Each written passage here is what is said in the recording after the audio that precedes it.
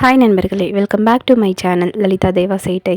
வாங்க ஃப்ரெண்ட்ஸ், இன்றைக்கி டுடே ஒரு பியூட்டிஃபுல்லான ரெசிபி நம்ம பார்க்கலாம். அதுக்கு முன்னாடி இந்த வீடியோ யார் ஸ்பான்சர் பண்ணுறாங்கன்னா பை மோட்டே ஆன்லைன் ஷாப்பிங் ஃப்ரெண்ட்ஸ். இதோட லிங்க் நான் டிஸ்கிரிப்ஷனில் கொடுக்குறேன், மறக்காமல் போய் செக் பண்ணி பாருங்கள். இதில் நிறைய வீட்டுக்கு தேவையான பொருட்கள் அஃபோர்டபுள் ப்ரைஸில் நம்மளுக்கு கிடைக்குது. 20% டிஸ்கவுண்ட்டோட நம்மளுக்கு ஆர்கானிக் ரெசிபிஸ் இதில் கிடைக்கும். அதுக்கப்புறம் பார்த்திங்கன்னா நிறைய பொருட்கள், அதாவது நம்மளுக்கு வீட்டுக்கு இல்லை யாராவது நீங்கள் ஷாப் ஓப்பன் பண்ணியிருந்தீங்கன்னா அந்த மாதிரி இடத்துக்கு நல்ல அஃபோர்டபுள் ப்ரைஸில் நம்மளுக்கு பொருட்கள் கிடைக்கும். அதுக்கப்புறம் இதில் நிறைய பெனிஃபிட்ஸ் இருக்குது ஃப்ரெண்ட்ஸ். மறக்காமல் போய் அந்த லிங்க்கில் போய் செக் பண்ணி பாருங்கள். வாங்க நம்ம வீடியோக்குள்ளே போகலாம். இப்போ ரீசெண்டாக நம்மளுக்கு ரொம்ப பிடிச்சது வீட்டில் காய்கறி இல்லாத டைமில் நம்ம இந்த ரெசிபியை நல்லா சீக்கிரமாக சட்டுன்னு செஞ்சு முடிச்சிடலாம். ஆமாங்க, இது கேரளாவோட கோகோனட் சம்மந்தி. வாங்க இது எப்படி செய்கிறதுன்னு பார்க்கலாம் ஃப்ரெண்ட்ஸ். இதில் நம்ம சின்ன வெங்காயம் எடுத்துக்கலாம் ஃப்ரெண்ட்ஸ். சின்ன வெங்காயம் ஒரு 10 சின்ன வெங்காயம் எடுத்துக்கலாம். அதாவது நம்ம சின்ன வெங்காயம் ஆட் பண்ணிக்கலாம். அப்படி இல்லைன்னா நம்ம பெரிய வெங்காயமும் எடுத்துக்கலாம். சின்ன வெங்காயம்னா ஒரு 10 சின்ன வெங்காயம் வேணும்.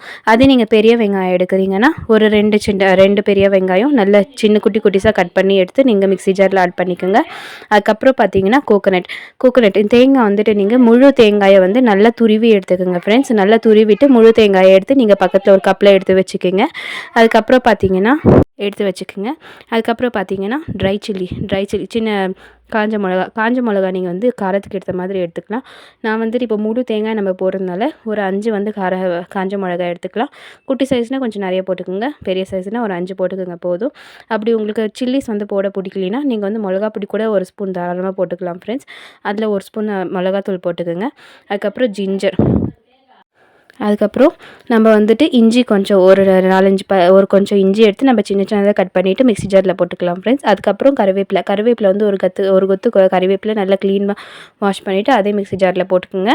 அதுக்கப்புறம் புளி ஒரு சின்ன துண்டு புளி நம்ம இதில் ஆட் பண்ணிக்கலாம், மிக்ஸி ஜாரில் போட்டுக்கலாம். அதுக்கப்புறமா உப்பு நம்ம டேஸ்ட்டுக்கு தகுந்த மாதிரி ஒரு ஸ்பூன் நீங்கள் போட்டுக்கோங்க. கல் உப்பு போட்டுக்கோங்க ஃப்ரெண்ட்ஸ். அப்படி இல்லை இந்த உப்பு கூட போட்டுக்கோங்க, அது ரொம்ப நல்லது. இது நம்ம அம்மிக்கல்லில் அரைக்கும்போது டேஸ்ட் சூப்பராக இருக்கும் ஃப்ரெண்ட்ஸ், அருமையாக இருக்கும். நம்ம இதில் தண்ணி ஆட் பண்ணவே கூடாது, அதனால் செம்ம அருமையாக இருக்கும்.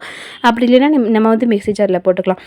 அதாவது மிக்ஸி ஜாரில் போடும்போது தண்ணி ஆட் பண்ணக்கூடாது. அதுக்கு பதில் நம்ம என்ன ஆட் பண்ண போகிறோம்னா கோகோனட் ஆயில் ஒரு கரண்டி கோகோனட் ஆயில் யூஸ் பண்ணிவிட்டு அப்புறம் குறைப்பாக கொஞ்சமாக பல்ஸ் மோடில் போட்டு எடுத்தோம்னா நம்மளுக்கு அருமையான ஒரு கேரளா கோகோனட் சம்மந்தி ரெடி ஆகிடும் ஃப்ரெண்ட்ஸ். இது செம்ம டேஸ்ட்டாக இருக்கும். இது நீங்கள் எந்த டிஷ்ஷுக்கு வேணாலும் சைட் டிஷ்ஷாக நீங்கள் வச்சுக்கலாம். அப்படிலாம் வீட்டில் காய்கறி இல்லாத டைமில் இது ட்ரை பண்ணி பாருங்கள் ஃப்ரெண்ட்ஸ், ரொம்ப அருமையாக இருக்கும்.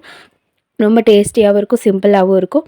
இந்த வீடியோ உங்களுக்கு பிடிச்சிருந்துச்சுன்னா மறக்காமல் நீங்கள் லைக் பண்ணுங்கள், ஷேர் பண்ணுங்கள், சப்ஸ்கிரைப் பண்ணுங்கள், கமெண்ட் பண்ணுங்கள் ஃப்ரெண்ட்ஸ். தேங்க்யூ ஃபார் வாட்சிங். தேங்க்யூ, பாய்.